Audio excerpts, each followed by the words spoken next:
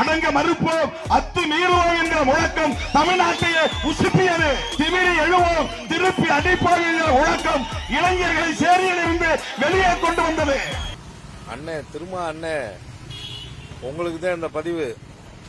அடங்க மறு அத்து மீறுன்னு சொல்லி எங்க பிள்ளைகளை பூரா அப்படி உசுப்பு ஏற்றி விட்டு அவங்க உயிரை வாங்குறீனே திருமா அண்ணே.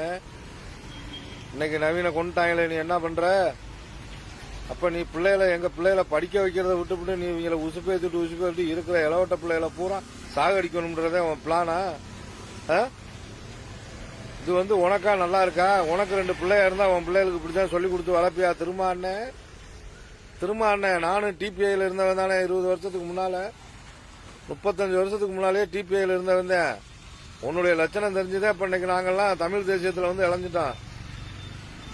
நீ அடங்க மறு அத்து மீறுன்னு சொல்லி இருக்கிற பிள்ளைகளை பூரா இளவட்டத்தை பூரா உசுப்பி ஏற்றி விட்டு அவங்கள பூரா பழி வாங்க நினைக்கிறியா? திமுகவுக்கு நீ முட்டு கொடுத்தது போதும்னே. இனிமேலாச்சும் நம்ம பிள்ளைய நல்லா இருக்கணும்னா நல்லவங்கிட்ட வேலை வாரு, நல்லவங்கிட்ட இருக்க கத்துக்கணே திருமா அண்ணே. இந்த மாதிரிலாம் நீ பிள்ளைகளை உசுப்பேத்தி விடாத. இந்த வசனத்தை இதோட விட்டுருனே, அடங்க மறு அத்து மீறு. அந்த ஒரு வசனம் தான் பிள்ளைகளை பூராமே கெடுத்து குட்டியத்தரை ஆக்கி அவங்கள பூராமே அவங்கள சின்ன வயசுலயே பழி கொடுக்க பாக்குது.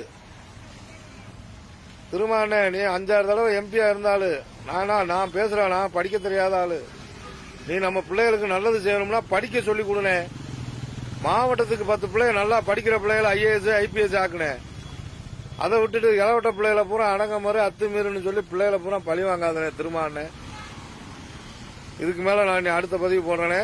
நன்றினே, வணக்கம்னே.